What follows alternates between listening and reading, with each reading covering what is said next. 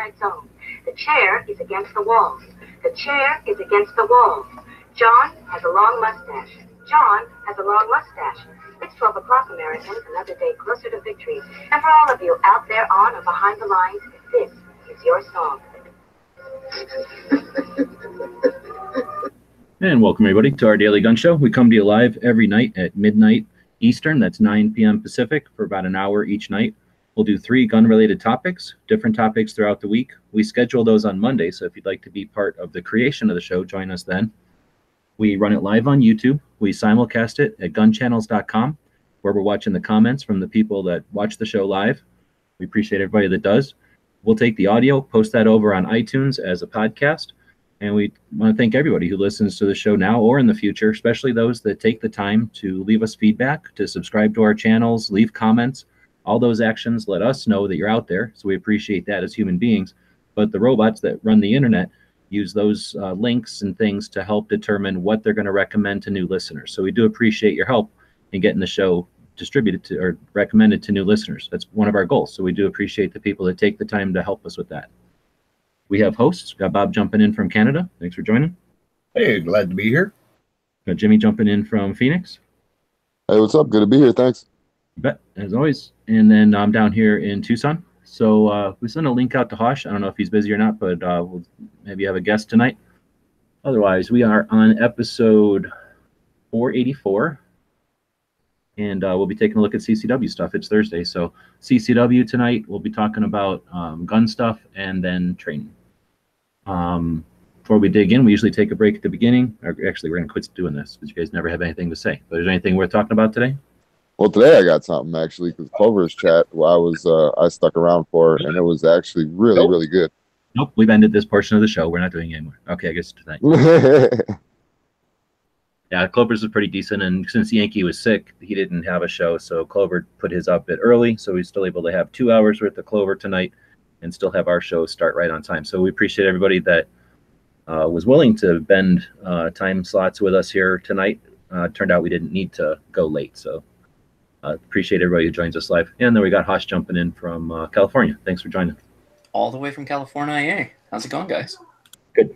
So I was just saying, tonight's episode 484. On Thursdays, we do our CCW and training type of stuff. So we're going to be talking about, in the CCW segment, when to take a class.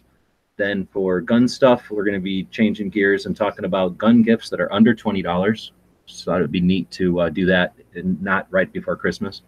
And then for our training topic, we're going to talk about the potential of getting free help at local competitions or at the range. Of course, we do all our daily stuff as well. And we can just jump into it, I guess. Unless you got something to throw out there first, Hosh. No, I'm listening to the topics, and I'm like already trying to contemplate the $20. That's great. I love that. I love that concept. I got to think about that for a second. Right on. Let's dig into when to take a class. So it's kind of open. Where I'm going to take that one. Immediately. As soon as you can afford it. As soon as you start getting into guns, and immediately. ASAP. Are you talking across the board classes? We're saying new shooter, going to take a safety class. Maybe after they graduate from new shooter, they start a CCW class, and then not actual, but more active shooter-based classes. Is that the idea, kind of thing? That's a good point. Oh, yeah. We always start these topics with suggestions from the audience and topics for the day. So we take the topics wherever they'll lead. But that's a good point. What do we call classes? So I think I'd throw in there hunter safety as well for some of that introductory type of stuff. But any of those, I think would qualify. Maybe scouts or youth stuff. 4-H. I think hunter. Well, yeah. If you're going to go all the way to scouts, if you have kids at home, absolutely scouts. And if you're like me, maybe not so religious, Appleseed. Appleseed's probably more gun focused than any kind of scouting you can do. It's got a really good history background. They learn a lot. It's like a weekend thing. It can be multiple weekends. It's pretty flexible, and they're pretty much everywhere you want to be. That's great. It's good addition to my addition there. That's really good. I like that. And then I think that kind of covers the basic stuff, unless you want to consider it's possible that somebody who's really new and has the ways and means and the interest might take something like an armorer's class or something a little more involved, but that would be less shooting than I think where Hosh was going with the practical scenario type of class, or the mindset type of class, or the discussion about tactics in personal carry, personal defense, either inside or outside your home. Well, yeah. See, I'm figuring if we're talking about shooting and like getting into guns, and as an adult, I would just say the hunter safety course. That was a good one. I didn't think about that, but most CHL or CCW or whatever they call it, whatever state you're in, most of those classes will go over a lot of safety stuff or a lot of classroom stuff. So they get pretty general with their information.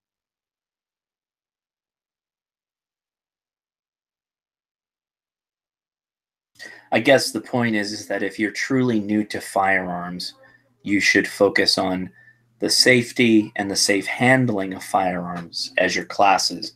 And then as you get more proficient and skilled, then you can start working into areas of practical applications for certain situations. And that's good. You've got lots of options in that area. I think that's kind of where we're going with this. Yeah, exactly. Yeah. So the question is when. So we kind of defined classes, and then when. I'm going to agree with Jimmy as soon as possible. I don't even think you need to own a gun. You can go take a CCW course. You don't even have to own a gun. I know plenty of people that have taken them. I always recommend taking multiple CCW classes. Each class is different, but really each instructor is different. Each state is different. So you might want to take an out of state to see what the things are like, just for your own interest. But I've met plenty of people that took their CCW class before even owning a firearm to see to kind of explore the responsibilities, obligations, and what the laws are. I'm pretty sure most of them probably can follow through and then finally bought a firearm. They're probably contemplating it if they took the class. But I just want to put out there's no prerequisite to own a gun for any firearms class. There's maybe a shooting class, but even then, you could probably tell them that you don't have one that's appropriate for the class. If it's busted, is there a way to get a loaner? And I'm sure they could facilitate it. But if you are curious about the subject matter, and maybe you're a kid not old enough to own a gun, or maybe you have a wife or a family member that's not okay with it yet, you can still get into the game and start learning some of the skills and the knowledge well before you actually have the tools. So that's a good point. I think when I heard that question and when I started listening to the answers, and I agreed that immediately is as soon as you start taking a class. I think we all passed the question doing 80 on the interstate. Start taking a class. Get more information. Download from other people more knowledge that they're willing to transfer, whether you have to give them some money or whatever. All knowledge is good knowledge, and the more experience you get, you'll be able to pick out what you want to keep and what you want to, go away with or whatever. But absolutely, start now. Always start now. Oh yeah, absolutely. I agree with you 100% about the whole information thing. I mean, I'll be one to tell somebody right away that an online training will not substitute for actually being in a live class, but I'm watching online training classes too at the same time. So, I mean, all the information that you could soak in, take it. So yeah, that's a great point. I might also want to add that, there's all kinds of free resources. Probably the best one out there is this place called Gun Channels, where there's all these people quite willing to give you advice. You must remember none of them are experts other than internet experts. So take all their advice with a grain of salt, but hey, they're willing to tell you where to go, what to do, you name it. So check them out, Gun Channels. No, yeah, but yeah, seriously, that's a great point too. You got a lot of people out there that are content creators putting out drills, people putting out their training regimen or what they get into. So yeah, that was an awesome point. Pink has a good point there. Instead of all this garbage about training, just stay at a Holiday Inn. I liked the who was it? Clovertac, yeah, said the lady that shot next to me with her with my CW unboxed her first pistol at the range for the first time. Love that. I mean, you don't buy a gun, or sorry, you don't buy a car like stick shift if you've never drove stick before without learning how to drive the stick. So if you buy a gun, there's no reason why you can't engage with the people that are there that operate the range to help you learn how to safely hold, shoot, etc. You can do that immediately. And it doesn't have to be like an official, I'm going to exchange money for the service. There's a lot of people who are just willing to help. And that could be a part of a club you join. It could be all kinds of different things. A friend, you know, if you didn't grow up with guns, if you live in California, for example, you didn't grow up with guns. There's tons of people around you that probably have guns. You just don't know. And they're more than likely, they're likely in need of a buddy to go shoot with because there's nobody that shoots with them. You know what I mean? Oh yeah, I challenge somebody to go to the range and start fiddling with their gun on the line and not have 5 people circle around them and start trying to figure out what the problem is. That's funny. Yes, you're total. Yes. You will if you're not putting bullets down range in enough time, you will get some like older dude for sure start like doing the hover thing. Where they start like going on over here.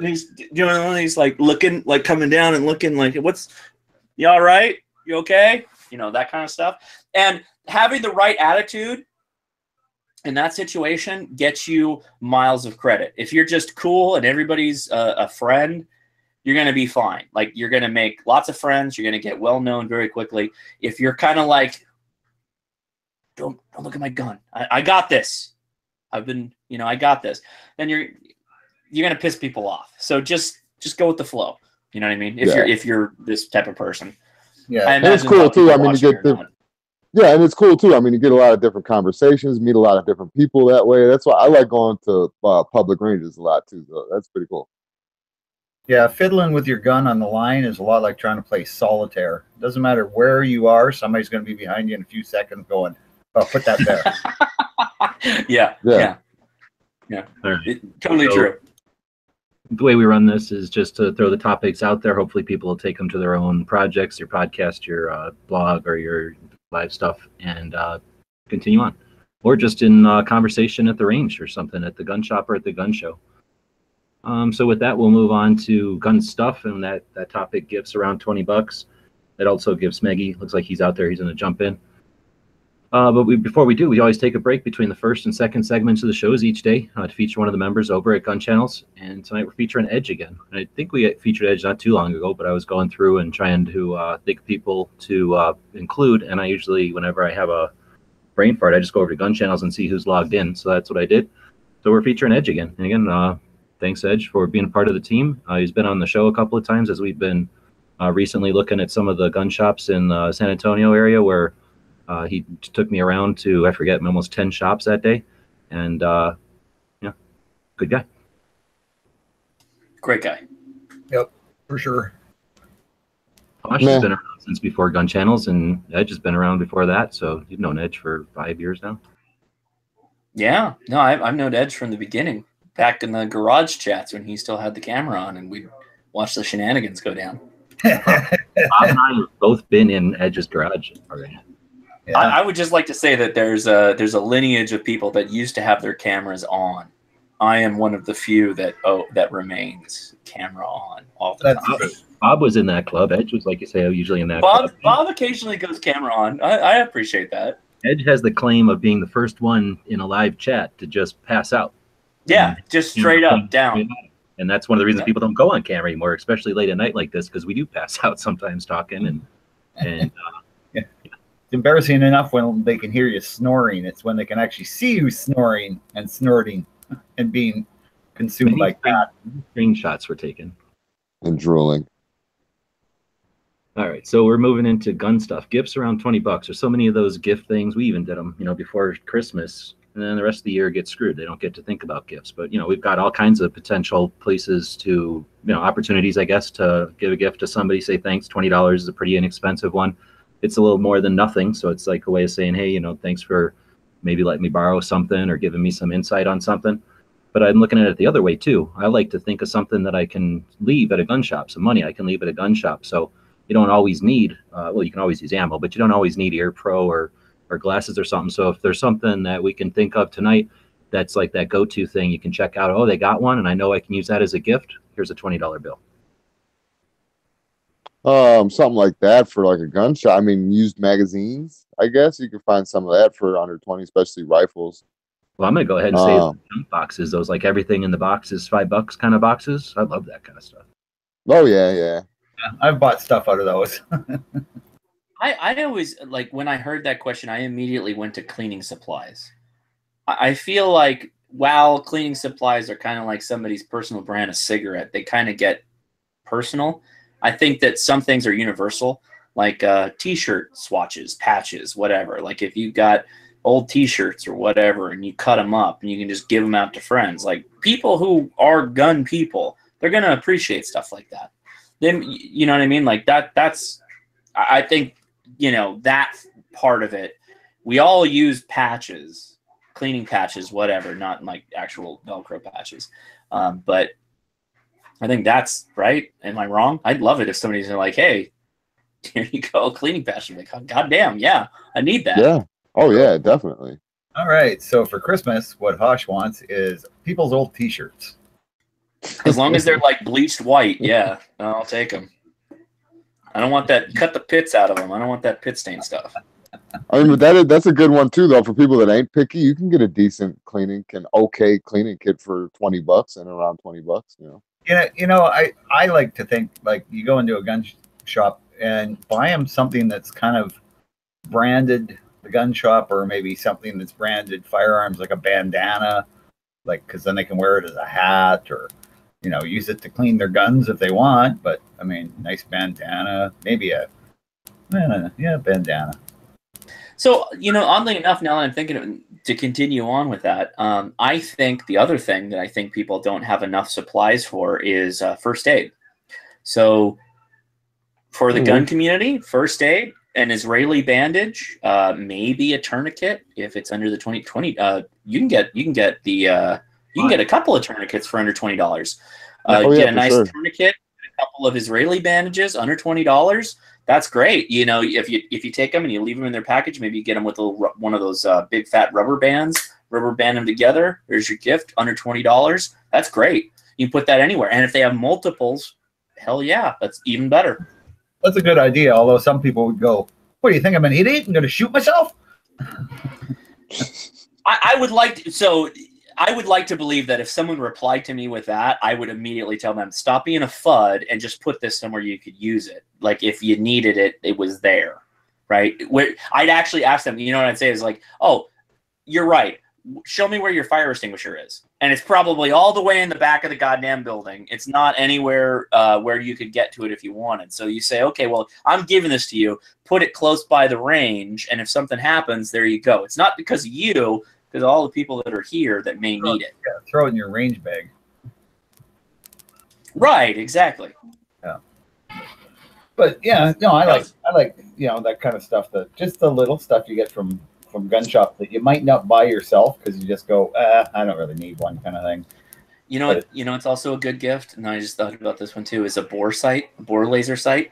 So if you got a laser that you put down the bore that you can use to line your sights. Oh, awesome. yeah. Awesome.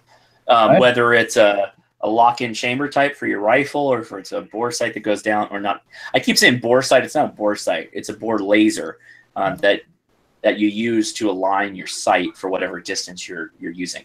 Great gift, under $20. Yeah, and people do tend to use them up. I know I've fired more than one out of the end of the barrel of my rifle. You fired the laser out of your barrel of the rifle? You forgot the more than once part. I don't know how that works. That's an interesting. Like boom! Right. Oh, I shot the laser out. He puts the laser back in. Boom! Oh, I did it again. Twice now. You yell as you pull the trigger. Star Wars.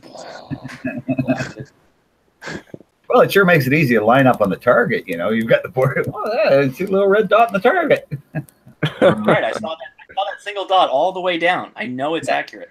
RL is saying chamber flags. That's one of those things that you never have enough of potentially, and you lose them, and they're like $1. So you can grab a handful at a gun shop, leave $20 behind, have those to hand out to people, give them to kids. That's a good idea. Give them to kids on Halloween, or is that illegal?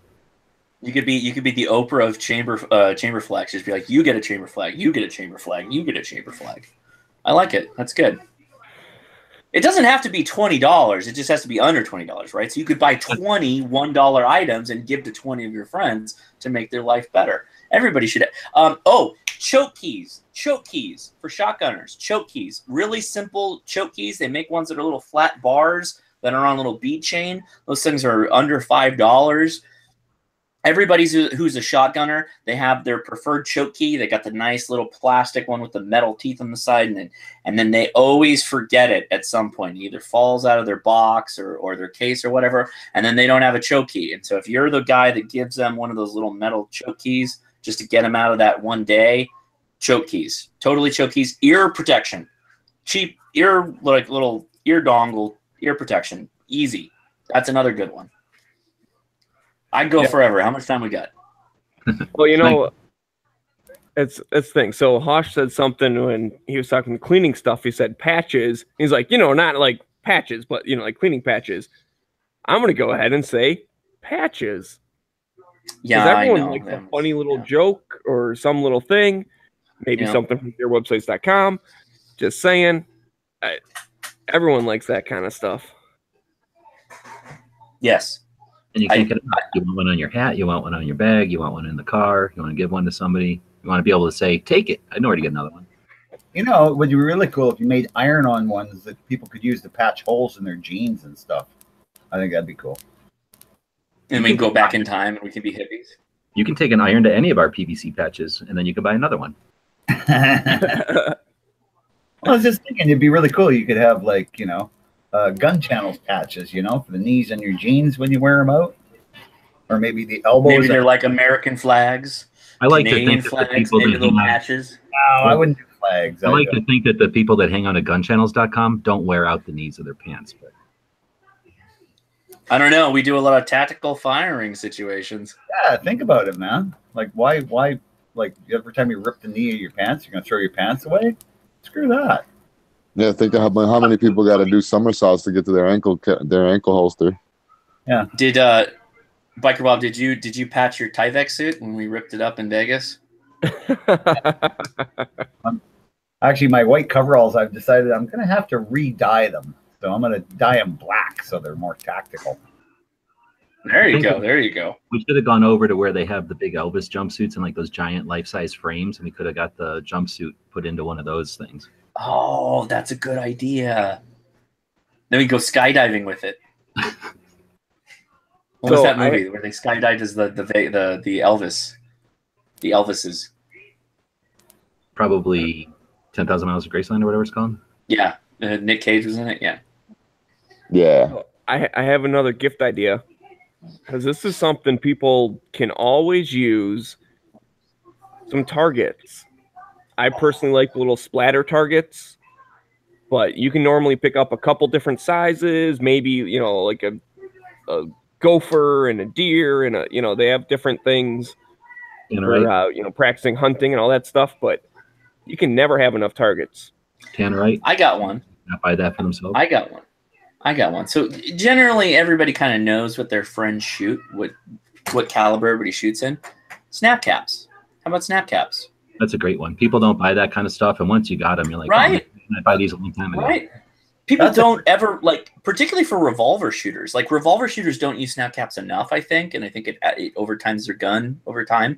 I think, you know, having snap caps, they can practice dry firing or any gun in particular, but revolver guys, they don't use snap caps enough for training, particularly working on, you know, reloaders and all that stuff. So if you got a revolver guy, you know, it's probably going to be 38. 38 is going to be work in just about anything, whether it's 357 or 38. There you go. That's a pretty good deal right there. Well, that's the thing. I actually even bought 38 special snap caps because I knew they would work in my 357. That's right. Yeah, that's right. Well, that's all you need. You don't need. That's my point. Is that if you know a revolver guy, they're going to work. They actually made 357 snap caps that were more money. I was like, why? So they can practice the actual reloading, the real reloading, the real of you know, fast reloaders. Speed loader. Which that's a real. I mean, if you want to, I mean, if that's your carry, right? If that's your carry and you want to practice speed loaders, then having the 357 is probably good. Speed loaders, that's another good gift. Speed loaders, if you got a 357 guy or 38 guy, speed loaders. Yeah.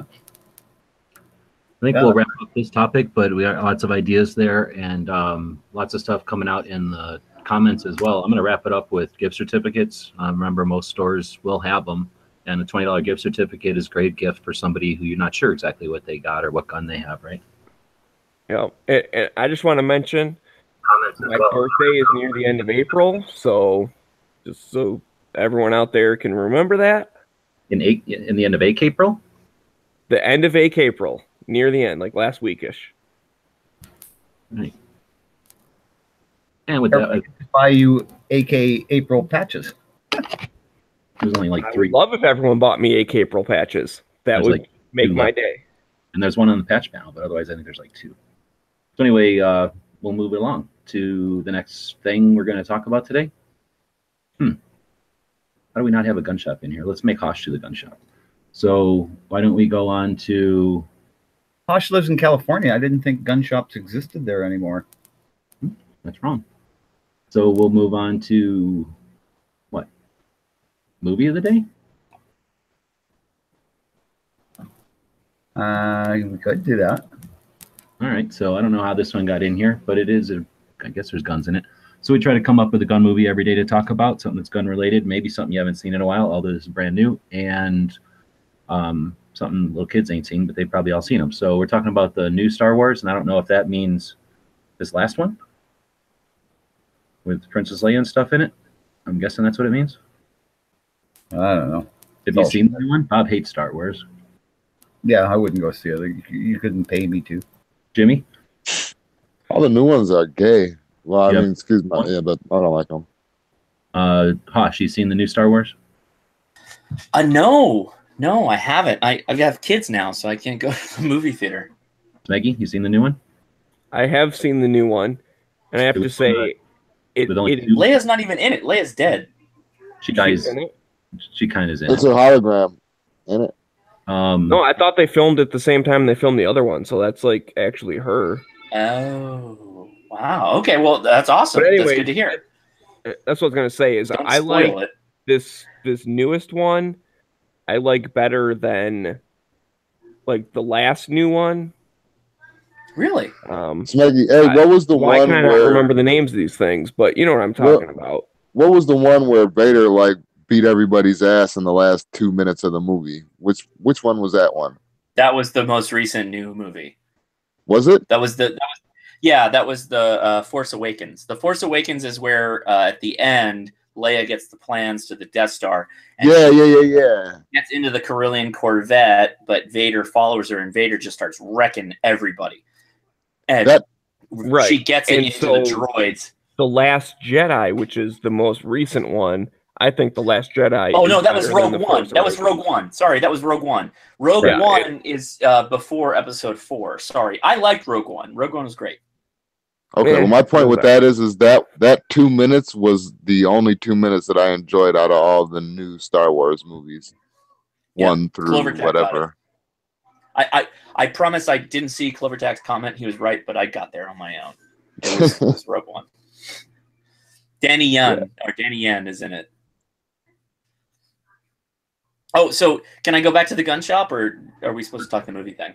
Well, no, hold on. I was going to the We'll restroom, so okay, sorry. We'll just finish the movie. We didn't do the gun shop. So No, new Star Wars, no thumbs from me. I was I gonna say, have tentative thumbs. I'm just waiting to see it. yeah, 3 out of the 5 of us haven't even seen it. So I don't know if this was the best movie to do today, but No, can we do? I'm just Can we just movies. pull an shit. audible and pick another movie? Can we just pick Yeah, another well- gun? Why is it a gun? Why is Star Wars a gun movie? It's about swords, laser swords. there was lasers in it. Yeah, but yeah. Okay, but that's not like that's Yeah. not the point of it. Here, Can it be yeah, about actual guns? Can we do actual guns?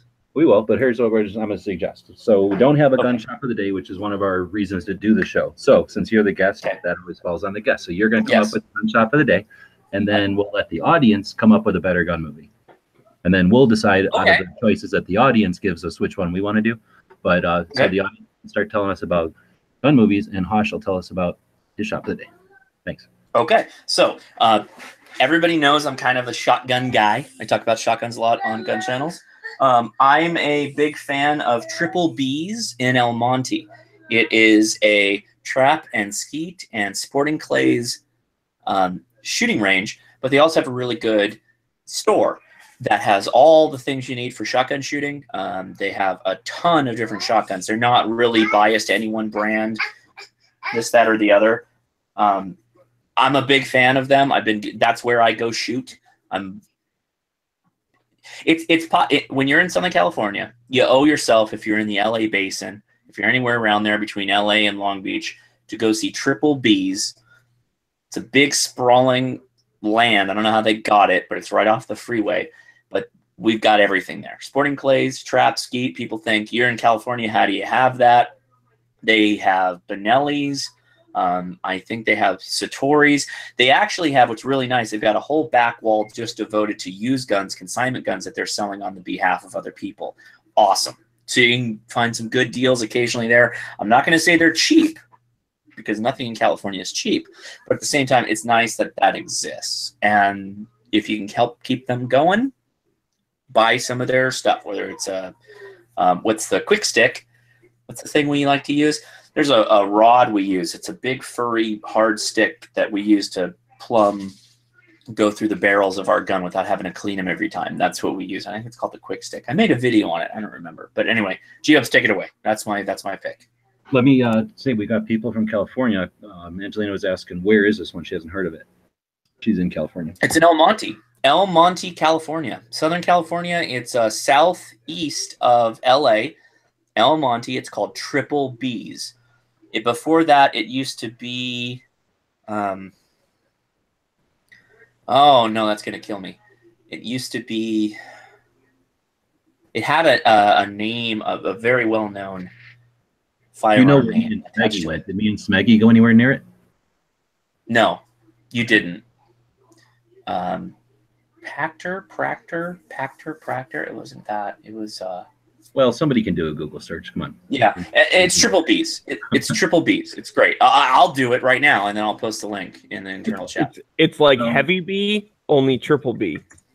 So, Smeggy, are you able to see the chats out there? Are you on a computer? I'm looking at the chats, yes. I'm going to say, since you're not on so often, you can pick the movie then. You got all kinds of suggestions coming up. I don't know how you want to do it. Boy. Blah, blah, blah. Okay. So then I like to see out in the YouTube side, people are talking about California shops. That's pretty cool. I guess while Smeggy's picking the movie, then why don't we let Bob do the gun of the day? Ooh. All right. I guess I could do the gun of the day. It's the Allen. It's like one job. Look how easy it is. Pepper box revolver. There's this guy it's called Cap and Ball. He's from Czechoslovakia. I got to hold one of those. I have one of these. I got to hold one of those last week. Last week I got to hold a legit pepper box. Yeah, I think they're cool. I mean, yeah. For what they were used for, like it was like, guy within 5 feet. And they were double action. So think about it. That's 6 rounds, double action. As fast as you can pull the trigger. Yeah, they're only 31 caliber, but look at it. What was the caliber on the pepper box? Bob's saying 31, but they made quite a few, so I'm guessing everything from big to little. Yeah, it's more of a design. That's true. How did you clean that thing? Did you have to take that screw out the front of it and pull the barrels out and then? No, this isn't a chamber. This is black powder, so you're cleaning it the same way you would any kind of black powder from the front. So you're cleaning one. You're cleaning it 6 times or 8 times or however many barrels are in there. No, but a lot of them, if you look at a lot, I'm looking at your video feed right now. They have a Phillips or a flathead in the front, so that makes you think that you could half cock it, unscrew the front, take those whole barrels out, and then you could give it a good reaming. Well, of course you could, but the issue with these old guns is they weren't made with hardened steel; they were made with metal, mild steel. So right.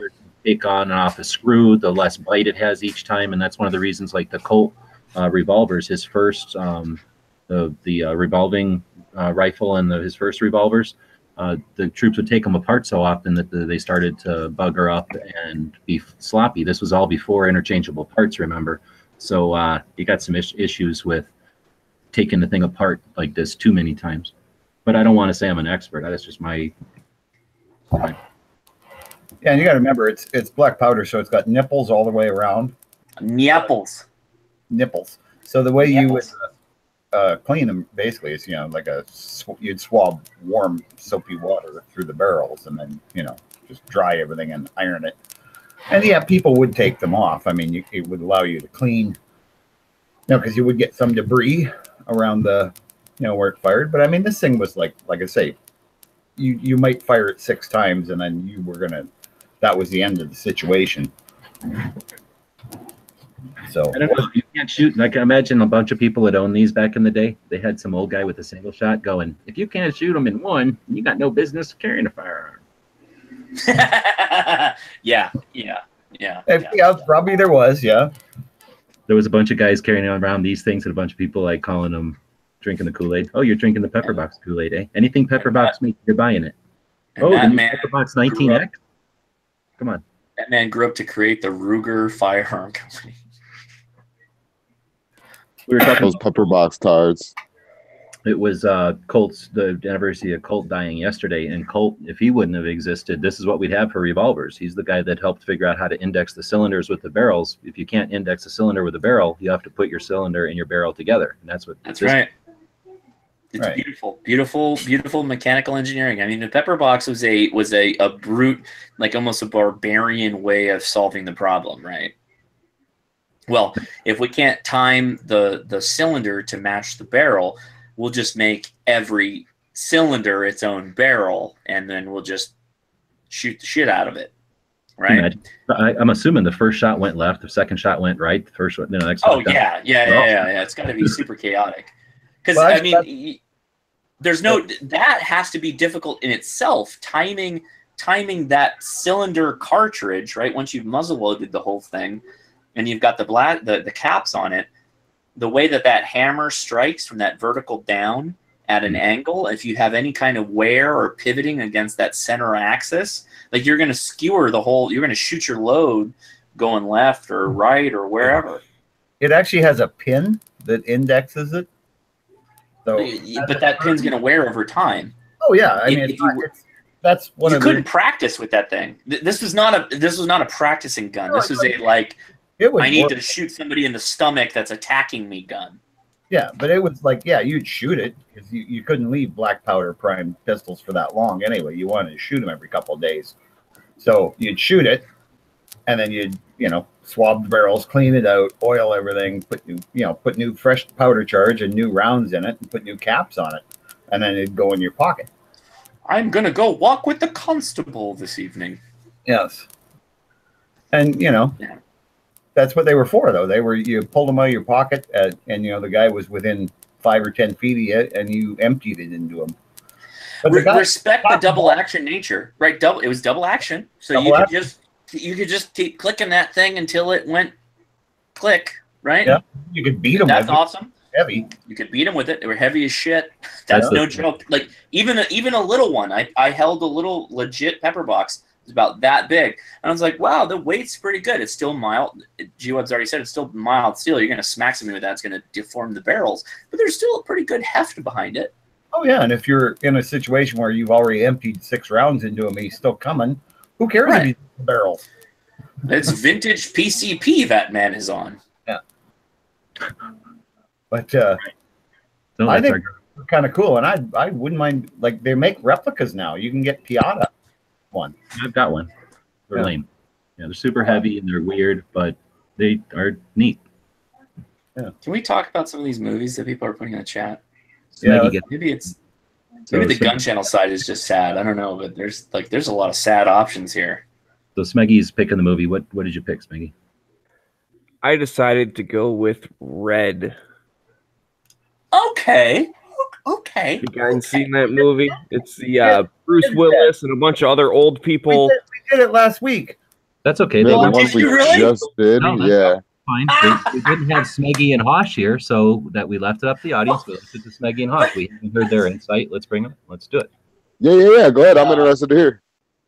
So there was the original Red. We're talking about the original Red. There's 2 scenes that stood out to me on the original Red. The one where Bruce Willis is driving the car like some tactical dude, and he puts his foot down on the ground and just immediately stands up and starts shooting somebody, and the car goes whipping by him. Like the car he was driving. Like the physics on that. It's just like, what are you doing here? Like, that's crazy.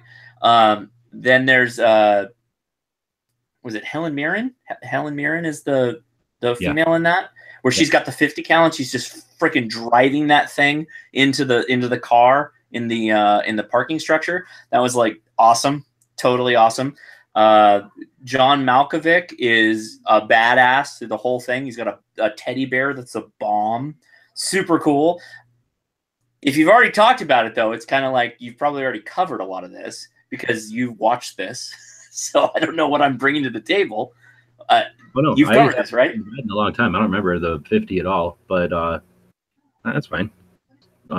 That's what it's all about, is hearing people's impression of the movie so that people who have not seen it yet can hear it from you. You know, if they like your perception on stuff, if they get it from your angle. But also, I don't know. It's to remind people to watch a movie, and maybe somebody didn't watch it last week, and now they're hearing it again, and they're like, "Oh yeah, I'm going to put that in my Amazon queue or whatever." Right. Anyway. Oh yeah.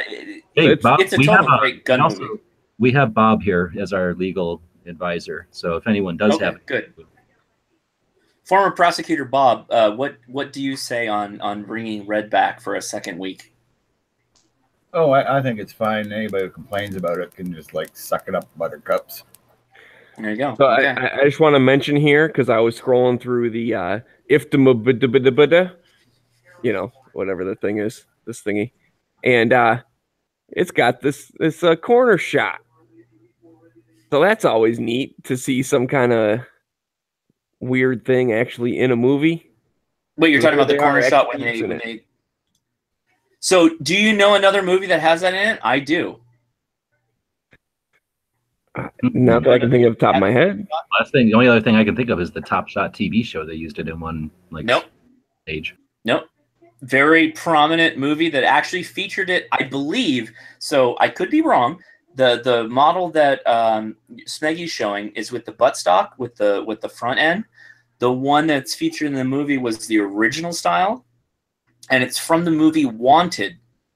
Angelina Jolie, when they're in the shootout in the supermarket, she takes her 1911 and throws it into the thing, and she actually, there's a couple of action shots where she swings it around left and right and shoots to both sides of the aisle using the angle shot.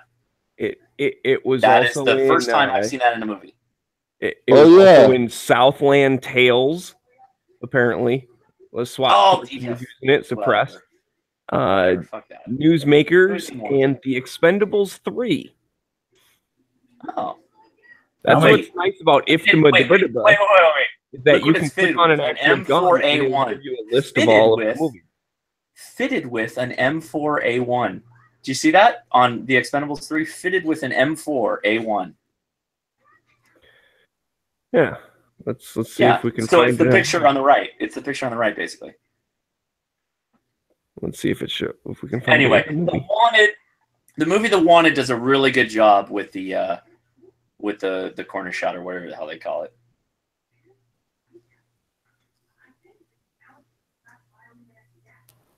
But anyways, so back to Red. It like I said, it's a good movie.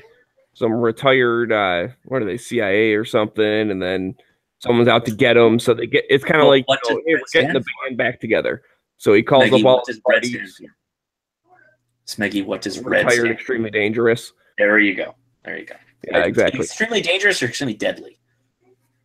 Whatever. Dangerous. You get points. I thought it was dangerous, but okay. It's dangerous. Okay. All right, so let's find out some thumbs. Bob, remember what you gave it last time? Yeah, 2 hard thumbs up for Ellen, for the blonde chick. Jimmy? Yeah, I'm giving it 2 stiffies, but it's with the caveat of both of the movies together though. So 2 thumbs up, but the whole franchise. Watch 1 and 2. Yeah. Okay. Exactly. Yeah. He did say stiffies. Watch? Yeah. I think it's a solid, if you like guns, watch it. Like for sure. If you like guns, watch it. That gets 1 thumb. I give it a half a thumb just for other things that are going on. I think that Helen Mirren's amazing. I think that John Malkovich does a great job. I think Bruce Willis is like angsty Bruce Willis, like angry all the time. But the love interest is the woman from Weeds. So if you like the TV show Weeds, she's the love interest. She's the femme fatale. It's good. It's good. It's a thumb and a half, which is like solid gun shit. There you go. Right on. Smeggy? I got that. I'll give it 2, and then I'll kind of copy Jimmy if I recommend the second one as well. Oh, absolutely. I'm only going to be able to give it the 1, but like Jimmy, we did both of them last time. We just did Red 1 and 2 at the same time. So what we did is give 1 each a thumb up. So together they get 2, but I reserve my 2s for like the most epic of gun movies, and this doesn't reach it for me. But it is a good one. I would not watch it. It's an action movie that you can just watch and enjoy. It's just like watching Die Hard or something over and over. Yeah, it's How entertaining. does Smeggy not like Blazing Saddles? Smeggy, how do you not like Blazing Saddles? I don't like Blazing Saddles either. I just don't like it. It doesn't. Oh my It God, doesn't it's click with me. hilarious.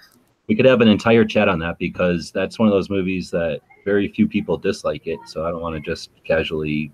Yeah. I mean, not my favorite movie. You can't just passingly throw that out there. I get that. But Smeggy did in the chat. So I'm just saying. Well, because Pants was like, blah, you passed it up. And I'm like, I don't really like it. Sorry, bro. Yeah, I'd pass it up every time too. What in the wide world of sports is going on? I don't know what's going on right now. I don't know what's going on. This is why I don't like people from Ohio. Anyways. So we did CCW. We talked about our member of the day, which is Edge. We talked about gifts under $20 or around $20. We just talked about the gun of the day. We talked about a movie and 2 movies, kind of. And we're about to talk about our training segment. And the idea tonight is getting online training? Nope. This is in real life, getting free help at local competitions. And I want to throw in their ranges because sometimes there's not a competition going on, but I think there's still help to be found. We kind of alluded to it earlier. If you look perplexed at a shooting line, more than likely there's people there that are willing to help out. That's just our nature, I think. Plus the safety concern. We don't want people being weird out there that's inexperienced. We don't have to ask. If you're in an indoor shooting range, and you start shooting the ceiling tiles before you even get to the target, you're going to get a lot of help. I'm just going to say that right now. Like you're going to get a lot of new friends. But let's say if you're not incompetent or inept or something, if you are looking for more help with maybe your firearm, some information like how does this come apart, or like what's the best way to mount this scope, or 2 different ways to do this, like just general help. I think there's things you can get. I've never been to a competition where the people that were not shooting weren't having conversations, very much like we have in the gun channels on these live chats and stuff when they're just general topics. And basically they're in person with dozens potentially of people. If it's a competition, at least probably a couple of other shooters if you're just on a line. So I guess that's what I'm thinking is with the idea here is getting free help. So I'll give a caveat. There. I know that when I was actively shooting shotgun before I had the second kid, when we went on our tournament days, we weren't helping a lot of people. We were very much in our own head, and we were talking game to each other. We didn't spend a lot of time like helping people work through the battery of arms of the shotgun they had. With that said, if they would have came on a regular just fun shoot, then yeah, absolutely, they're welcome to shoot with us. So I think if I could make a recommendation is figure out what the local clubs are in your area, figure out when they go shooting, and then try to go there at the same time they go. And then you get to observe them a little bit. You get to see like how close knit they are, how much they help themselves, how much they help each other out. And then you may ask them like whatever your question is, and see if they're answering your question in a way that you like. Because then you could just join. Because we're talking about like the gun club that I was a member of was like $35 a year. That's pennies. That's nothing. That's not a problem. Well, but even like what you were saying there was you're like, yeah, when we were at the competition, we were just, talking game plan or whatever. that's still helping. I mean, it doesn't have to be teach the person what end the bullet comes out of. You know, I mean, you're still maybe stepping up to the next level of, have you tried this, you know, little strategy? I know I have a local club near me, and every week they do like a practice IDPA. So they set up like 3 or 4 stages, and then you break up in groups, and basically like each group goes to a stage and everyone gets to shoot at least once. And then, I don't know, after 20 minutes or something, you switch, you go to the next one. If there's not very many people, you get to shoot it 2-3 times. And because it's like a practice, like they still score it as if it was a real thing, but it doesn't like count for anything. But you can really get to know like what are your times and all that stuff. And the first time I went, you know, I had to write on the top of my thing like new shooter, as in I've never shot IDPA before.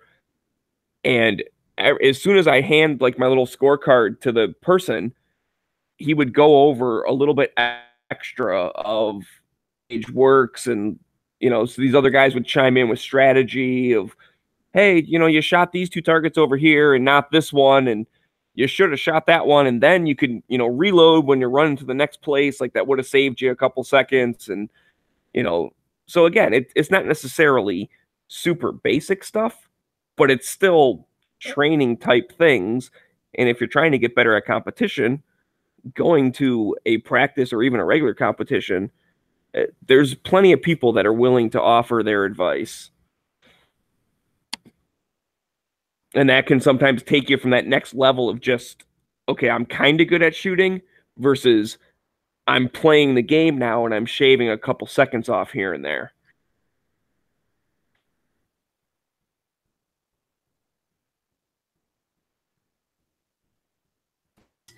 I like it. Jimmy, Bob, you guys ever had any opportunity to help or ask for help at a? Oh yeah, that's the well, I kind of talked about earlier when I was talking about fiddling with your gun on the line. I mean, happened personally before, and just being involved with the gun community for the past 7 years and stuff like that. Everybody's great, helpful, generous. You go to a range, you get involved with anything that's like public, any type of local place, local branch of whatever, you know, 2A supporters, just like everybody else is talking about, a gun club, a gun range, anything like that. You'll find help, you'll find free help, and the more you learn, the more you'll see that you'll be willing and interested, and actually enjoy giving help back to, you know, new novices that you see coming into the gun world, I guess, or the community. So I don't know. It's right. A great place. Can I ask, like, how much? I'll ask Early Watch. How much do you think attitude plays into being kind of the new guy to a range, or the new guy to a club, or whatever? Being the new guy. Yeah. Yeah, 100%. 100%. If you go in there with a crappy attitude, you're gonna get it right back. If you go in there with a great attitude and you'll see a difference versus coming in there being an asshole and a know-it-all, and somebody that's kind of like, I think you mentioned it before, but he comes over to help and you're kind of like, no, I got this, you know, versus like, yeah, this is what's going on. You ever seen this before? Or something, you know, your attitude plays a huge role as a newbie, definitely. I think that if there's any piece of advice you can give to the chat, it's like, have an open mind, because you might be surprised. You're not going to get, like, I'm not going to assume somebody walking up to you is going to tell you 100% new information you've never experienced before. But they're going to give you a little tweak, maybe, on something that you thought was the norm. And it's going to change the way you normally do things. Or it's going to at least change the way you respect how other people do things. And that in itself is worth a lot. So attitude is one of the best things, particularly when you're new, you go into a new place, or you're meeting new people. Attitude is everything from my point of view. I don't know what you think. Well, Maggie. Yeah, absolutely. It's kind of like human nature is, and for some reason, like the gun thing, I see it more often, is people don't like feeling dumb. Like they don't like feeling new. So even if they're just like in a gun store looking at stuff, they pretend like they know more than they really do. I mean, I've seen it quite a bit, And that's universal. That's universal. Yeah, we get and that. that's fine. I mean, guns, it's everywhere. Right. Yeah, but if you're willing to learn, though, I mean, that kind of. My point is that's what separates you from the masses. Like if you go, so you'll find that you will ingratiate yourself to a ton of people if you have a really good attitude. You will get more better information than anyone else if you just have a good attitude. That opens so many doors for you at all times.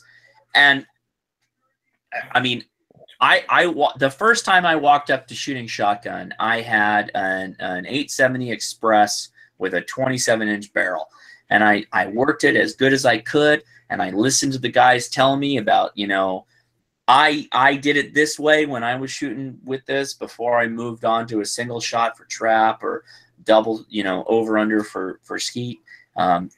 This is what I did. And I just like, you know what? I'll try it. I'll do whatever you think. I'll try it. And you do. You just try. Because, again, understand, you're not competing. This is not a world stage of competition. You're just trying to find the best information. And there's a term. It's called the Dunning-Kruger effect. The Dunning-Kruger effect is you have a blind spot of ignorance when it comes to yourself. Everybody believes that they're a high level of intelligence. And we all have this. We all have this problem. So the best thing you can do is when you know you're going into an area that you haven't really experienced, regardless of how many YouTube videos you've watched, you got to listen to the other people. And they could be wrong, and that's fine. And that just justifies your opinion of what you already have. But you got to at least, yeah, Dunning-Kruger, some Cycle Camp already got it. You got to go through that process. You know what I mean? Right. So I got two things, and they kind of relate to each other that I'd like to get through. So the one thing is almost looking at this from the other point of view is if you decide to give advice to someone, I personally, I've done it only a handful of times, but I at least always start with like, you know, do you mind if I give you a tip like about your grip? I've noticed something, like, you know, whatever. Like I try and be nice about it because, again, no one wants to feel stupid. I think that's kind of important because if you just walk up and be like, dude, your thumb's in the wrong place, you're an idiot. The guy's not going to take your advice, and it doesn't really, you're not helping him any. You just made everyone mad. Like it's not useful. Oh yeah, and absolutely. I've had people do that to me where they're like, hey, do you mind? I noticed, you know, do you mind if I give you a tip? And I say, sure. And they said, hey, if you move your thing this way and do this, you know, again, it was just kind of tighten up the group a little bit. And I tried it, and it worked for me. I said, thanks. Another time I tried the way the guy said, and I shot like crap. And I was like, well, either I'm not doing it right still, or that just doesn't work for me, like the way that I shoot. So, okay, I'll go back to how I used to do it because I'm better that way. But the second thing I'm noticing out here in the chat, Angelina's talking about because she's a girl, everyone assumes that she's dumb and doesn't know how to shoot a gun. And that is completely wrong. And I've seen that too a million times where guys will just come in and be like, hey, you need to do this and blah, blah, blah, blah, blah, and go all this stuff. And that's, you know, I mean, basically, it's completely sexist and whatever.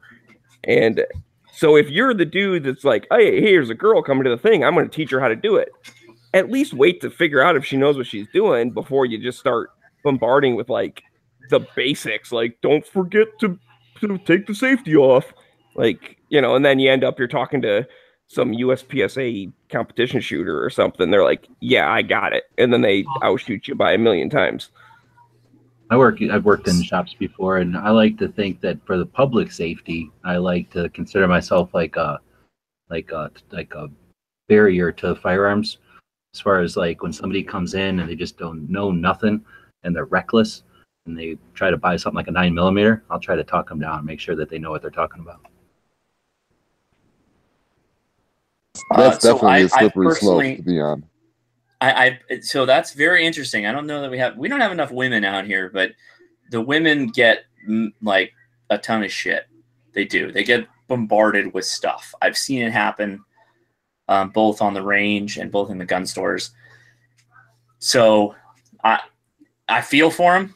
I don't know what to say other than, yeah, a lot of dudes are going to be like, no, honey, let me show you. I'm going to put you on this revolver here. You got to have a 38 special. Got to get that Ladysmith, lightweight, carry it in your purse. That's a real deal. Like when it comes to guns, NRA did a whole thing on that the last like 3 years, pushing for more women in the sport. And honestly, like it's kind of a self-perpetuating concept. Like if you're an active, it's Angelina, right? And I see Angelina in the chat. If you're a confident, proactive woman, then the best thing you can do is create your own little group of women that you take shooting with you, and try to avoid all the bullshit that men hurl at you. To be honest with you, that'd be my best piece of advice. Well, that's I'm not a chick, but I feel like I can offer advice on this too. So I've been to plenty of ranges and did competitions and stuff for length of time or whatever. And as soon as a female comes in and everybody figures out that she knows what she's talking about, there isn't a guy around who's going to be able to tell her nothing, because she's going to have a whole herd of dudes being like, hey, shut up, dude. She knows more than you. So I've experienced the opposite, but if you see that, that's good. That's good. I'd rather see that than anything else. And she's got to worry about having everybody fight all her battles. I can imagine that's annoying. Okay. But it's all I'm saying is, white knights with it. I don't want to. Yeah, exactly. I don't want to make it seem like it's always perfect or nothing, but it does change. And once they figure out, it's just like anybody. Whenever somebody's new to a range, and you show up on Thursdays before work or Thursdays after work, and you get used to the people there. Once they know who you are, we're all comfortable with people once we've seen them a couple of times and confident that they know what they're doing. I mean, you can look at 1,000 YouTube videos where some dude, probably the boyfriend or husband, puts some woman on a gun that he doesn't give her any knowledge of, and she just shoots herself in the head with it, like a big revolver or a shotgun with a pistol grip. And that perpetuates this concept that women don't know how to handle firearms, and that's just not true. I know that's not true. I know there's many women that came to this not brought by men. I think that's called the douchebag effect, kind of like the Dunning-Kruger, but no, yeah, it's a cognitive bias. It's that I'm not saying anybody who's on the chat is guilty of this, because I think we talk about this enough, that we're open enough, that we got an open mind. I think a lot of people in the chat too, because we're electing to listen to this. This is more for the people that you bump into at the gun store. Right, and so this is the type of people that are going to say, "Oh yeah, you need a 9mm because you can't handle anything bigger than that. You need a 38 special Ladysmith because it's lightweight, not because you can handle it, because it's lightweight." Right? There's all these, or you should shoot a 20 gauge instead of a 12 gauge. That's a real thing. I've experienced that on the range. Ladies can shoot 12 gauges as well as men.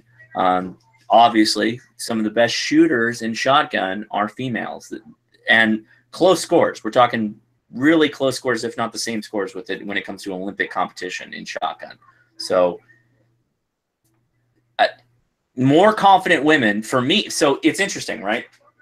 I just got done saying, when you're a dude and you're kind of new, go with the flow, make friends, don't ripple the waters, don't, say thank you very much, I appreciate the information. For a lady, if you do that, you're never going to get anywhere, because you're going to be constantly listening to other people try and school you on what they think that you need to know.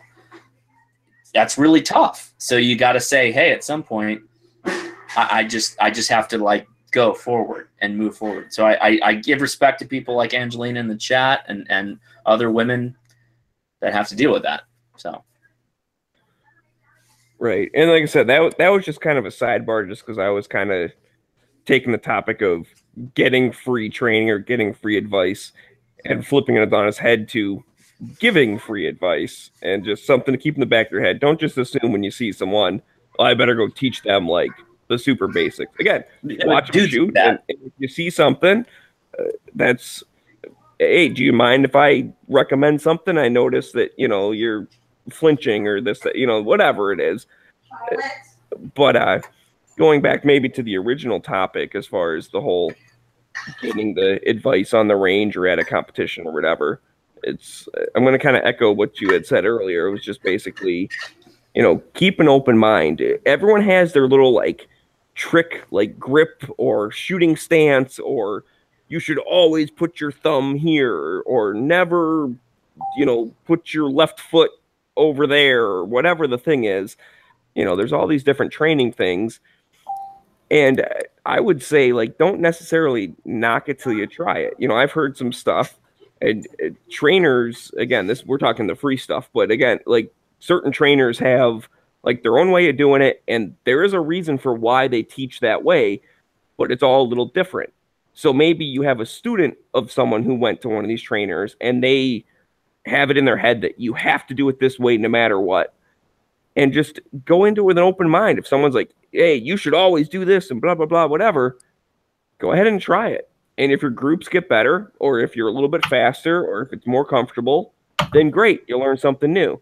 And if it doesn't work for you, and you had been trained a different way, and you're like, yeah, I don't understand, why am I always using my left hand to do this thing or whatever, and it doesn't really work for me, then just don't do it.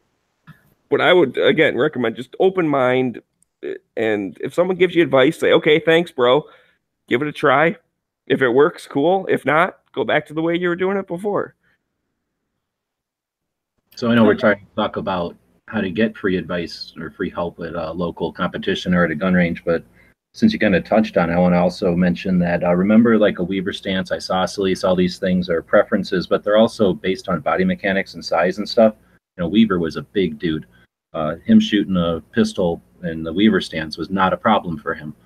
Some people aren't, physically able to do that depending on the gun and whatnot. So, if you're going to offer advice, don't be, just because somebody told you it and it works for you, unless they happen to be very physically similar to you, you don't know what injuries they got, remember. Not everything's going to work for everybody. So let people enjoy themselves too. Safety is always important, but when it comes to style and technique, offer advice and then be content if they don't accept it right off, right? Well, that's a good point. Yeah, don't be a FUD. Don't be a FUD. Yeah, if you give the advice and they say, yeah, okay, whatever, dude, don't get all mad about it and get your feelings hurt. Just whatever. You offered it, and that information's now out there. They can do whatever they want with it. But I want to keep shooting the ceiling. Let's see. Well, that's a good point. Yeah. What do you do if you happen to be at the range and Voda walks up next to you and just starts telling you stuff? So I do have an experience. I do have an experience where I went to the range and they had a new shooter, and the new shooter was being directed by a shooter who was woefully unequipped to train that new shooter.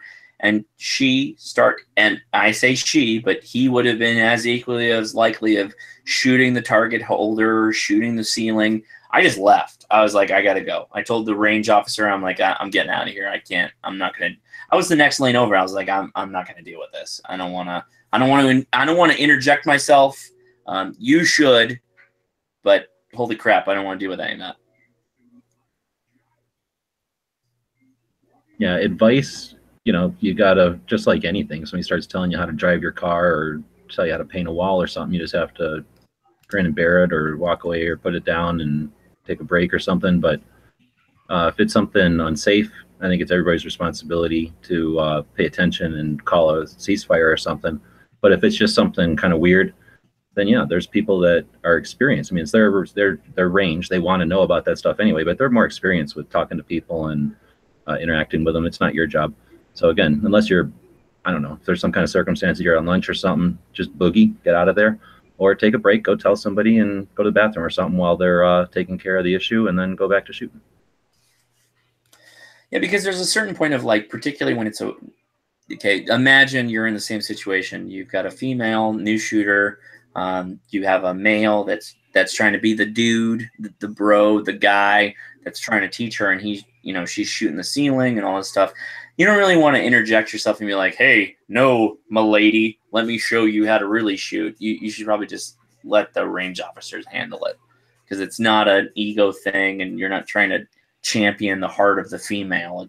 It's like, just get out of the situation, because you don't want to be in there. Like, that's not good. That's not good. And I just left when that situation happened. All right, we are over our hour, but not too much. So let's see what we got here. We talked about everything, I think. we're pretty much wrapping it up. Tomorrow is going to be episode 485. We're going to be talking about the industry and the business, gun tech. We'll talk about about different gun materials. For the gun biz, we're going to reminisce about SHOT Show 2012 through 2013 or 14. Then we'll talk about Saturday night specials. We'll be reading viewer comments over on the YouTube, and soon we'll be switching that out with different places like iTunes and stuff. So leave us comments out there. We'll read them on the air on Friday, and all of our stuff that we always do on Shop of the Day and the movie and all that. But I imagine something else will happen between now and then. Yeah, I'm pretty sure there's there's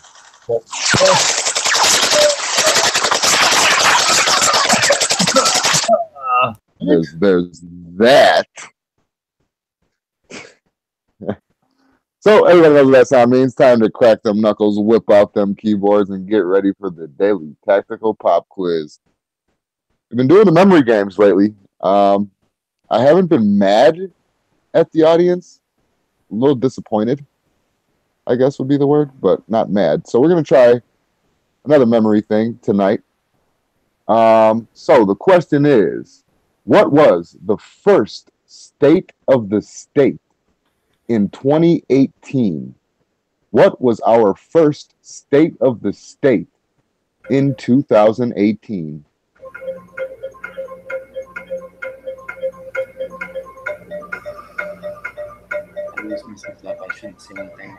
Nothing on YouTube, nothing on... Nothing. Disappointed.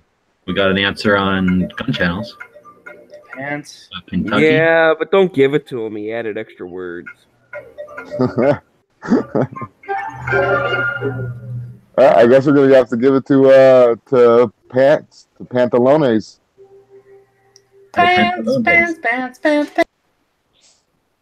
Everybody pants now.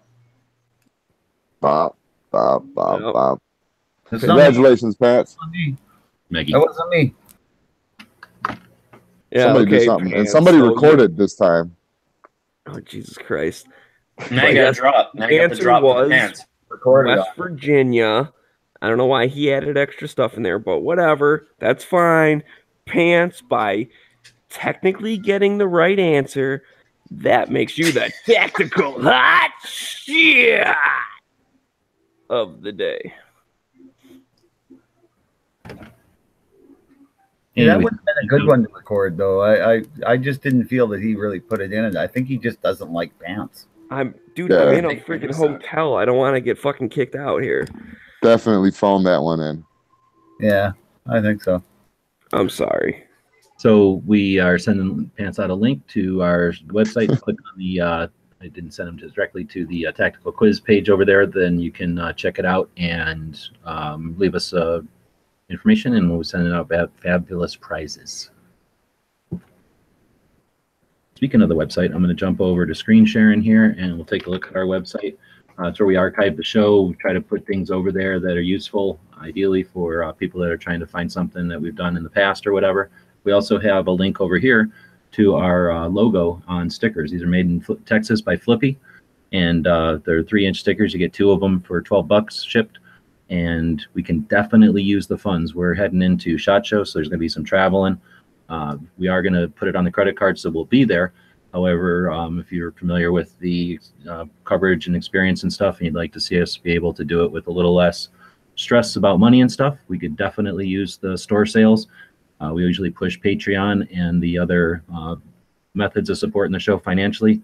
Items from the store we already own. They're going to ship to you before SHOT Show. That money comes to us quickest. And again, if you're interested in seeing our SHOT Show coverage be a little less stress-free, with the money concern being less burden, our goal here is not to burden the gun shops that we promote and ask them for any kind of funds. We're not trying to push some kind of AR part on you. We don't sell you nothing except for some of the logo stuff over at the Gear website store. That's all our stuff. We either make it ourselves. We have it sourced in the United States whenever possible. Like the playing cards were made in Texas and Dallas also. That's a great way to throw some money at the podcast and at the 3 of us, so that we can do what we're doing on here with, like I say, a little less time and stress spent at trying to keep the bills paid. Getting a set of cards or a couple of decks gives you something you can give as a gift. So we try to make it not just a donation to something like a handout, but instead an exchange. And again, we're going to be going one way or the other. We're not saying it's a must or, but you can certainly take some of the stress off of it. We're not rich. And again, we're trying to do this in a way that's crowdfunded, but without doing, we're not blowing nothing up. We're not trying to tell you that you need to be scared about anything. We're not trying to say that everything we talk about is critically important. We're just trying to give ideas, stuff that you can take to the range or to the gun shop and talk about, stuff that you can hopefully get a break from the day-to-day agenda-based news that's out there and just talk guns, nerd out a little bit, have a little bit of fun, and we'll be going to SHOT and all the stuff we're going to be doing over there. So we don't ask for money very often, but this is a time when things are tight and we're going to be traveling and spending money here, putting more money on the credit card. So if this is something you'd like to see keep going, and again, without the added stress of this kind of stuff, then we appreciate your support. Very cool. All right, let's get into tomorrow is Friday. Excuse me. We have Budget Guns and Gear coming up. And I also believe Jelsma Outdoors is going to have their second show. If you guys have the chance, or I don't even know if they run it on gun channels. I'm assuming they do. If you guys have the chance, throw your shows over here on the schedule, and it'll make it easier for people to plug it later on during different shows. Or just let somebody know over on gunchannels.com. Somebody's over there will help you out. Then we have Firearm Friday coming up at 10 p.m. Eastern. That's hosted by Clover Tech, and Edge of the Week, hosted by Edge. And then after that, the nice little bookend to your day, Daily Gun Show.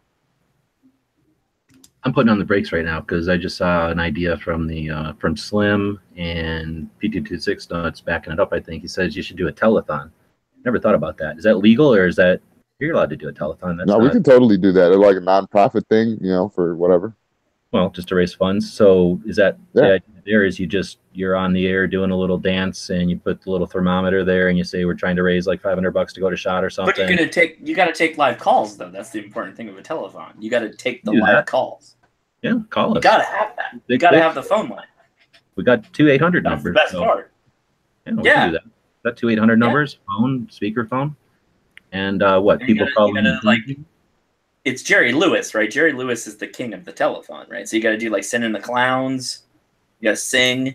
You got to do some dancing. You got to do a little soft shoe. You got to do the thing. Bring the people in. Cycle has a good point that Super Chat is sort of like a telethon. But I would suggest finding a different way of doing it because of the percentage taken by YouTube and YouTube Turk. Well, as it takes such a long time to get it. Yeah, we won't see the YouTube money till later, which is fine. We're putting it on the credit card, I guess, anyway. But the Super Chat, they take 17%, and you're giving that to Google. I mean, we appreciate it. Number one, we don't have the views over here or the numbers to do Super Chat yet. But again, that's given 17% to Google and YouTube. I don't really see any interest in sending people through that route. So purchasing things on the store is, there's probably a 5 or something percent store fee and payment fees or whatever. But that's a lot more money in our pockets. And stuff like Patreon and stuff is still down at like the 5% level. So there's going to be some money or some fees to move money around electronically, but giving it to Patreon, who supports gun people at this point, and when they did balk about it, responded to viewer input, where YouTube is a giant bloated dying entity that is only good for us to use, but I don't want to feed it. So the thing with the telethon, which I think we could do, the thing that's fun about a telethon is like you got to start it out. You got to have a little solid crew, right? You got to start it out. You got to do some jokes. You got to talk about. You got to have a plan, but then you got to have special guests pop in. Like you got to have Yankee come in. You got to have Matt come in. Right, you got to do a whole like little moment where but they got to do something outside their normal. Like you got to have Yankee juggle, like he's got to juggle all his revolvers and shit, and you got to have Matt like talk about the flat Earth for a little while, right? So you got to do something to get people out of their comfort zone, and that's what a telethon's all about. And then you have people come in, and it's like it's a humanizing thing. Everything's about like we humanize it because we're humans. We're humans. Like, that's what we're trying to do here. You got to do that whole thing. We're just ordinary folk trying to get to SHOT Show, and Right. hey, we need your help. And then and so you get Bob. Bob has a commercial. Bob's commercial is you start playing Sarah McLachlan. You get a real tight cut, real tight shot, and you start panning through his camper that he's got, and then he phones in on his dog, and they got Sarah McLachlan going like, "Do you want this dog to live in this poverty? If not, send money." Not Bob, fuck Bob, but to help the dog. And then he uses that on Molson's to get blitzed. See what I'm doing there? This is how you make a telethon. I'm telling you. I'm telling you, it'd work really good. I could go outside in the cold and be all frozen icicles on my beard, and you can pan in me opening the door where the dog's in the camper, all nice and warm. Oh, there you go. See, I like that. I like you're capitulating because everybody wants the dog to be happy. They want you to suffer. They don't have a problem with you suffering. They want the dog to be happy. No, but that's right. Yeah, the dog would be so much happier running around down in Tucson. Or so there you go. How do we get this Canadian dog to the Tucson freedom in the South? You mean to the Tucson family that Bob stole it from? There you go. Kill him. He didn't have a collar on. Nobody was around. There was no lock on the gate to the backyard he was in. Well, if he wasn't just a wild animal, why was the gate not locked? All right. So I think we've come to the end of episode 484. Appreciate everybody sticking around for the show. We've had 29 viewers here all the way up to the end. Looks like on the YouTube side, we got 28 thumbs up. So that means only one of you is a criminal and stole this show from us. So we appreciate that. And did I thumb it up? I did. Okay, it's not my fault. It was probably me. Hang on. Oh, now we have more. Now we feel like we owe somebody something. Oh, now we got 31.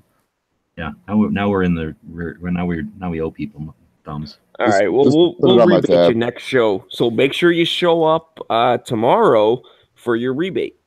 So Two Hotties saying a good question here. Not trying to be negative. We know that. But SHOT Show is coming all year long. Why not start raising funds earlier than 2 weeks out? It's because I suck at money. I spend my time trying to do stuff and do things, and I suck at going out and asking people for money. I refuse to tell you shit that's garbage just because I get a good return on it. And I only have 24 hours in a day. Trust me, I'd love to spend more time on this, but I got to go do stuff to hustle. I got to pay a bill every once in a while. Means I got to drop everything here and go do something for somebody that for a couple of bucks an hour. I wish I could have planned it better, but bills come up. I guess everybody's personal lives is their thing, but just put it. I mean, it would be great. Trust me, it'd be great. We don't have steady income. If you check out the Patreon, we don't hide our Patreon numbers from anybody. We have a couple hundred people supporting us over there. That brings in $1,200. It brought in $1,000 this month after fees and stuff. And of that 1,000, the way we're running our Patreon is we have 16, 17 people that we're going to be buying $25 worth of stuff with their money at local shops and at the gun show that we're going to be going to the week before SHOT Show. And so of that $1,000 that came in, 400 of it is going to right back out to those Patreons or to the gun shops and then sending stuff to the Patreons. So we only have 700 from there. And, that's where we're at. We're running this boat as economically as we can. Whenever I have a couple of hours to hustle, we spent some time today working on ways to monetize the stuff so that I don't have to try to, every time we're talking, talk you into buying some stupid widget for your pocket or some new color of something that you already have. Instead, we want to use this new media to empower our audience to become part of the conversation and to not just sit there. And part of that is participating financially with the projects that you value. I think there's lots of stuff out there that shows that that's a valid business strategy. So we're efforting towards that. But you're right. It would be great to have more scratch and not be putting hat in hand like this. But that's where we're at. We could just not go, but we'd rather go. We'd rather be part of the community. And what we're going to be doing there, efforting to get our voice, our Second Amendment message unified, and then trying to encourage the other content creators to pay attention to that unified message to, for example, try to get R38 off of the agenda so that they can separate it from Fixed Nicks, get share back on the platform, let them know that we want to have share in there, and try to get some of the content creators. So where I'm using SHOT as an opportunity to talk to people who I've known from the industry, and I'm not going there to make a bunch of deals to make thousands of dollars to come home and sell you shit that you don't want. So we're trying to effort this as crowdfunding. It hasn't been 100% successful to where we're not worrying about money, and we'll continue to effort so that we can try to run that balance between valuable entertainment or whatever we're doing here and paying the bills. I mean, look at it this way. You already have content creators you're familiar with, right? And that you like what they do because we're watching it, right? So all you're doing is perpetuating the idea. You're literally paying with your wallet. That's the point of this. That's the point of any of this. Is like you're literally connected to the market that you're funding because you like the content. That's the point, I think. What do you guys think? Oh yeah, I definitely agree with you.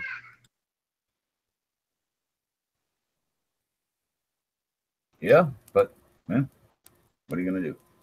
We'll do what we can do, and we'll keep doing it as long as we can. Yeah, we're going. I got credit cards. Oh, yeah, absolutely. It's a question of, just like you said, it's a question of comfort. It's a question of what we can do with what you have, right? What you have, how you can spend the money, and what you can do with it. That's it. Yep. And again, not to get too in this, because I think we might as well just wrap this whole show up and whatnot. But buying stuff from gearwebsites.com, yes, it helps, but you're getting a thing. So it's way different than just like, give me stuff. Asking you help to just buy stuff. You're buying a thing. You're getting something cool, and it happens to help. And that could cost. I think that's the way to go, to be honest. It costs something. It costs something to ship it to you. It costs $36 a month to have the shipping software on my computer so that I can ship it to you. The envelopes cost something, and the paper costs something. So whenever you buy something for $20, it costs us something. So we're getting some portion of that 20 even after the fees. But again, we're trying to do it in a way that gives people options. Now, if you've got Scratch and you don't care about something in return, we've got the Patreon and the other options. But yeah, well, that's enough with money. We'd rather talk about guns. Appreciate it, though. We're trying to be open, and we try to encourage other content creators. If it was simple, everybody'd be doing this. It ain't simple. It's a really interesting game that has lots of potential gain, and it isn't all financial. I wouldn't be doing this if it was simply financial, because I haven't made money in 4 or 5 years, 7 years, shit. So we're doing this because we feel like it's accomplishing something, and we're having a lot of fun and meeting new people and hopefully inspiring people along the way. I like to think that our efforts have spurred people on to say, oh, those people suck at it, but it's a good idea. I'm gonna go do it better. That's a win. So we might not profit from it, but we all profit in the long run from having Second Amendment on the general topic as part of our culture. And the more advocates we have, the more voice we'll have, and eventually we'll be loud enough that we'll be one of those political groups that they won't want to fart around with anymore. They won't get the expected response, and they'll leave us alone. And eventually we'll get to that, and then we'll quit doing this and go have fun out playing in the desert or something else, and we won't bother you about money. I know you weren't criticizing at all. I just figured that was a good opportunity to talk about it, because sometimes we got to talk about money and the way we're running our show. Again, you haven't ever heard us tell you to go out and buy some piece of garbage or a new color of something that you don't.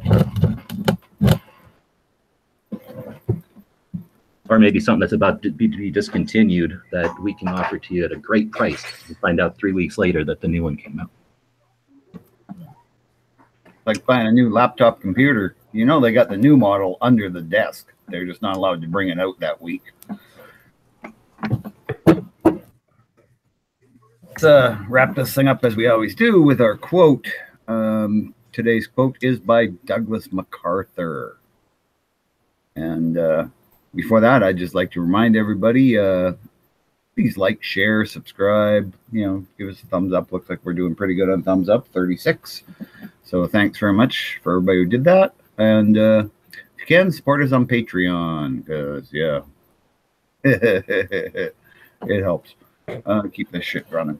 So thanks, everybody. And the quote is Douglas MacArthur: "There's no substitute for victory." So keep that in mind on our Second Amendment fight. because there really is no substitute for victory, and victory is keeping the rights we have and expanding them if possible. Thanks, everybody. We'll see y'all tomorrow for Friday's show. Take a CCW class. Let's try that again. The guys, gals at gunwebsites.com encourage you to take a CCW class every year, practice at least once a month, and carry every day. Thanks for watching gunwebsites.com. Buy things from gearwebsites.com.